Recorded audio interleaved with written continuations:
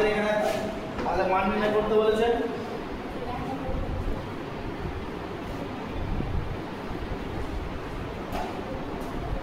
আমাদের এখানে মান নির্ণয় করতে বলেছে। এইখানে একটা 11 এর উপরে এটা আছে 0, এটা 11 যদি ভাগ 0 আছে, 11 যদি ভাগ 0। আচ্ছা, আমাদের এখানে তাহলে বলেছে 3 into 7 square into 11 to the power 0 by বলেছে 21 into 7। আচ্ছা, এই সম্পূর্ণটা অঙ্ক থেকে আমরা একটা জিনিস আমরা মাথায় রাখবো। কি মাথায় রাখবো? যে যখন কোনো সংখ্যার পাওয়ার যখন 0 হয়ে যায়, যখন কোনো সংখ্যা ধরে নিলাম a একটা সংখ্যা, এর পাওয়ার যদি 0 হয়ে যায়, এর পাওয়ার যদি 0 হয়ে যায়, তাহলে এর মান সবসময় 1। এইটুকু আমরা মাথায় রাখবো। এটা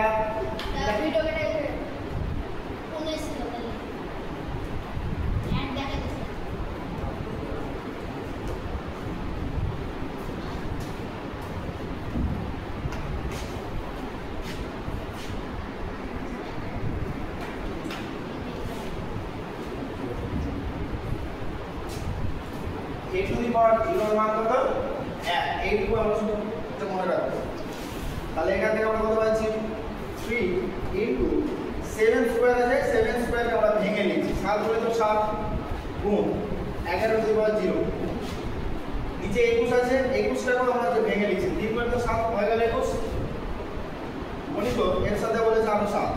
তাহলে এই 7 কাটলো, এই 7 কাটলো, এই 7 কাটলো, এই 7 কাটলো, এই 3 কাটলো, এই 3 কাটলো, সমান 11 to the power 0। এক্ষুনি আমি বললাম যে যে কোনো সংখ্যার পাওয়ারে যখন 0 হবে তখন তার মান কত হবে? 1। তখন তার মান সবসময় 1 হবে।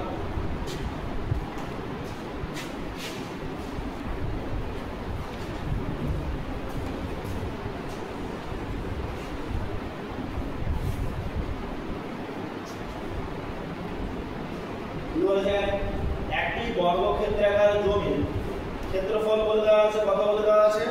6400 বর্গ মিটার। এখন বলেছে যে প্রতি মিটারে যদি 3.5 টাকা হিসাবে জমির চারিদিকে বেড়া দিতে মোট কত টাকা লাগবে?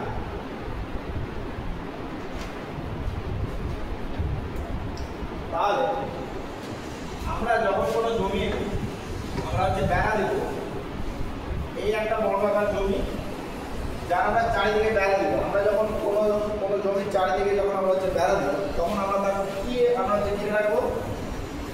আমরা তার হচ্ছে পরিসীমা ঘিরে রাখবো। কি ঘিরে রাখবো? আমরা তার পরিসীমা ঘিরে রাখবো।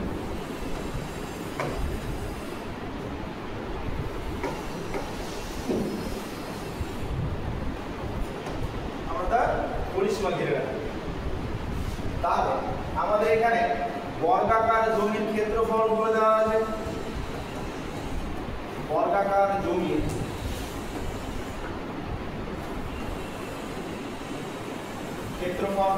ক্ষেত্রফল কত বলে দেওয়া আছে? 6400 বর্গ মিটার। তাহলে এইখান থেকে বর্গাকার জমি আমরা বাহুর দৈর্ঘ্য বের করতে পারবো। মানে বর্গাকার জমির বাহুর দৈর্ঘ্য কি করতে হবে? বর্গমূল 6400 মিটার। তাহলে এইখান থেকে আমরা বর্গমূল হিসাবে আমরা পাচ্ছি 80 বর্গ মিটার। এইবার আমাদের কি বলেছে? তাহলে পরিসীমাটা আমরা তাহলে বেড়া দিই। তাহলে সেইখান থেকে আমাদের তাহলে এখন পরিসীমাটা বের করতে হবে। তাহলে বর্গাকার জমি পরিসীমা, বর্গাকার জমি তাহলে পরিসীমা কি বের হচ্ছে? 4 গুণিত বাহুর দৈর্ঘ্য।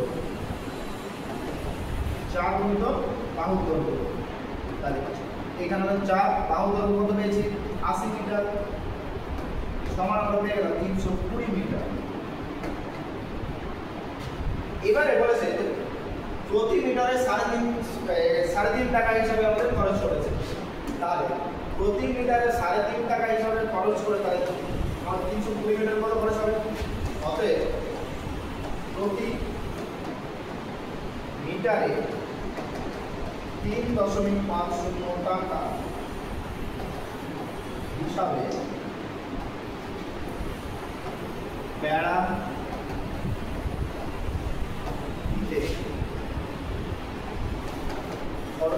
সমান 320 গুণ 3.5 টাকা।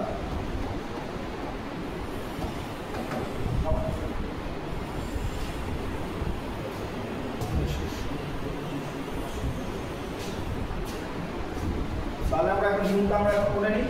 তাহলে 32-এর সাথে আমি এখন আপাতত 35 গুণ করছি। তাহলে 32 সাথে আমরা যদি 15 গুণ করি তাহলে কত হবে? 160। আর এইখান থেকে হচ্ছে 960 সমান 0 2 11। এইখান থেকে একটা 0, তাহলে দশমিক চলে যাবে। কত হচ্ছে? 1120 টাকা। অতএব 1120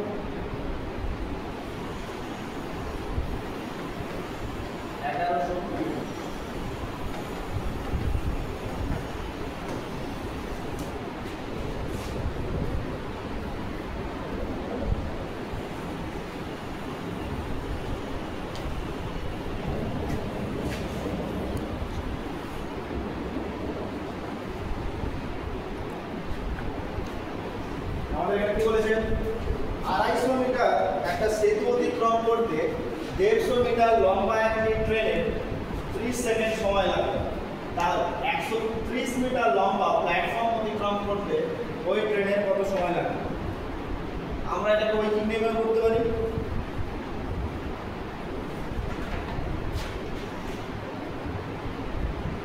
আমরা এটাকে ঐকিক নিয়মে করি। একটা সেতু কিংবা প্ল্যাটফর্ম যখন আমাদের কোনো ট্রেন অতিক্রম করে তখন তাকে মোট কতটা দূরত্ব যেতে হয়? সেই ট্রেনটার নিজস্ব দূরত্ব যেতে হয়। আর এর সাথে যেই সেতু কিংবা প্ল্যাটফর্মটুকু বলেছে ঠিক কোন রাস্তাটা, প্ল্যাটফর্ম বা সেতু, এই দুটো মিলিয়ে তাহলে আমাদের হচ্ছে মোট রাস্তাটা হয়। এখানে আমাদের বলে দেওয়া আছে যে 250 আর তার সাথে সেই ট্রেনটার দৈর্ঘ্য হচ্ছে 150। তাহলে এই 250 আর 150 সমান হচ্ছে মোট আমাদের 400 মিটার। এই 400 মিটার রাস্তা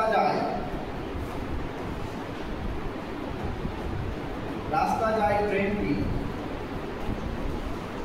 কত সেকেন্ডে?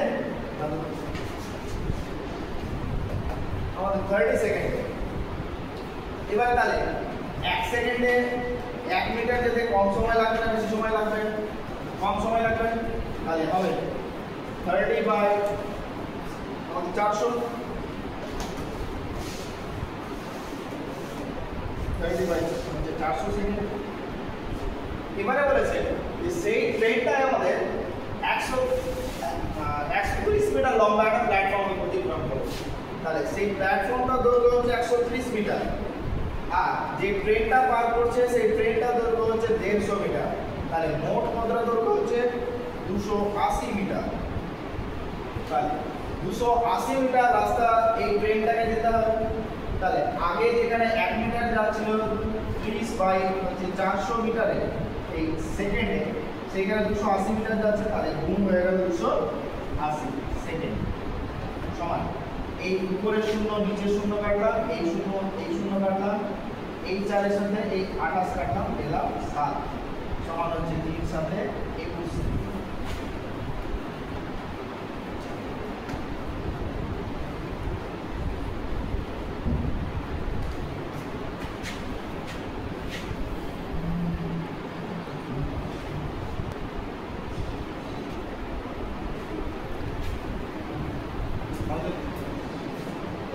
কি বলা হয়েছে?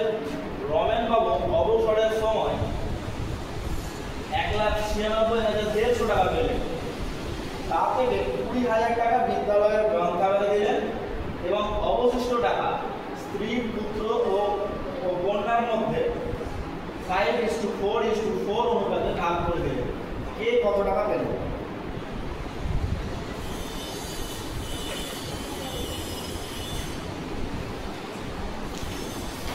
রমেন বাবু তার আমাদের পাচ্ছেন কত টাকা? রমেন বাবু পান কত টাকা পাচ্ছে? 196,150 টাকা। এর মধ্যে থেকে কিছু টাকা তিনি গ্রন্থাগারে দিয়েছেন। তাহলে গ্রন্থাগারে তিনি কত টাকা দিয়েছেন? গ্রন্থাগারে দিয়েছেন তিনি 20,000 টাকা। তাহলে এখন তার কাছে কত টাকা পড়ে আছে আমরা বের করতে পারবো? তাহলে এখন অবশিষ্ট টাকা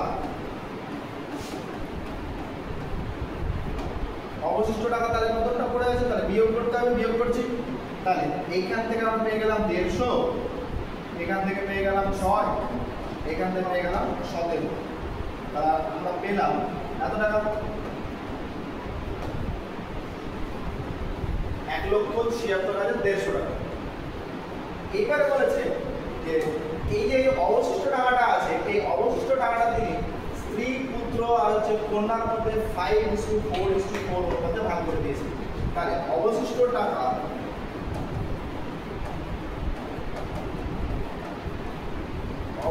টাকা তিনি ভাগ করে দেন স্ত্রী,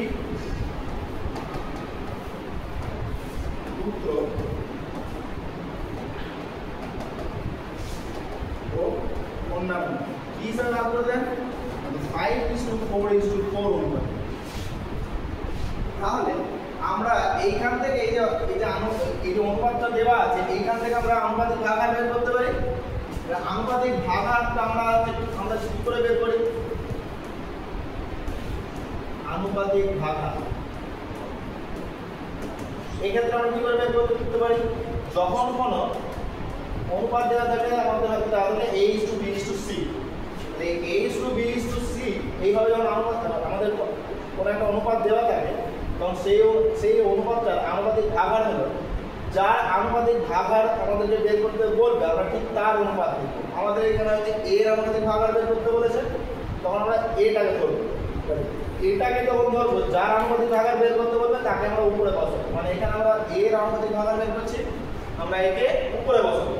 আর নিচে বসাবো এই যে কটা অনুপাত দেওয়া আছে সব কটার যোগফল, মানে A যোগ B যোগ C। এইটা হচ্ছে আমাদের আনুপাতিক ভাগ। সেই জিনিসটাই আমরা এইখানে এইবার আমরা ব্যবহার করব।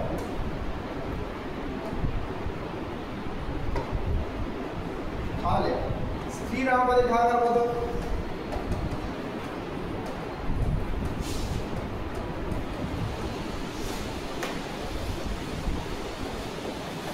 স্থির আনুপাতিক ভাগাহার কত হচ্ছে? 3 পাচ্ছে 5, মোট কতর মধ্যে থেকে এই 5, এই 4 আর এই 4, তাহলে 5 যোগ 4 যোগ 4 সমান হচ্ছে 5/13।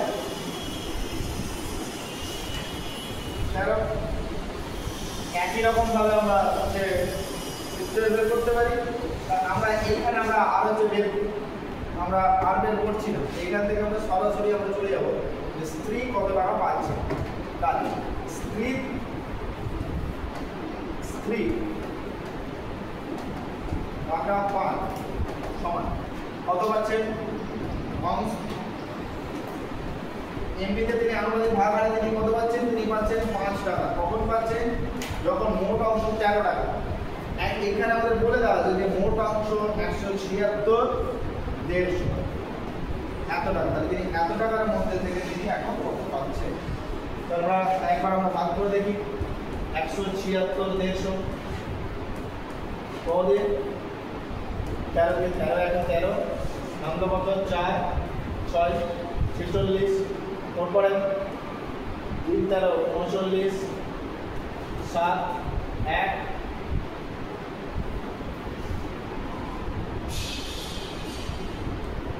আমরা এখানে 5 দিয়ে দিচ্ছি, 5 65, নামটা কত? 6 5 5 13 65।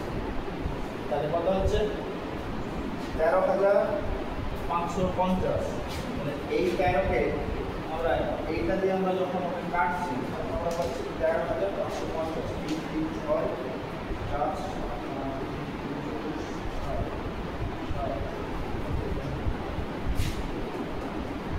13,550 সমান। তাহলে কত হচ্ছে? 0 5 5 25 আর এখানে 2 5 5 25 3 27 2 5 5 65।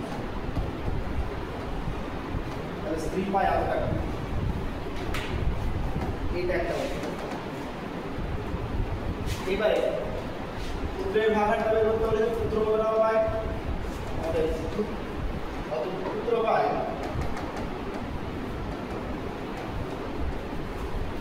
পায় সমান পুত্র তাহলে 13 অংশের মধ্যে থেকে পাচ্ছিল 4 সমান 176 150 এর সাথে একে কাটাকাটি করলাম পেলাম 13 অংশ 50 টাকা সমান এর সাথে একে কোন করলে বলে 0 4 5 2 0 4 5 2 2 22 2 4 13 মান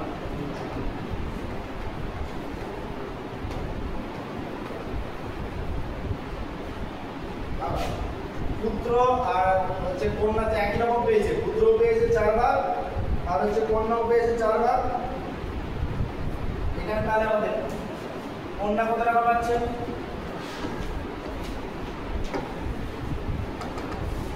কত কন্যা পায় সমান 4 বাই 13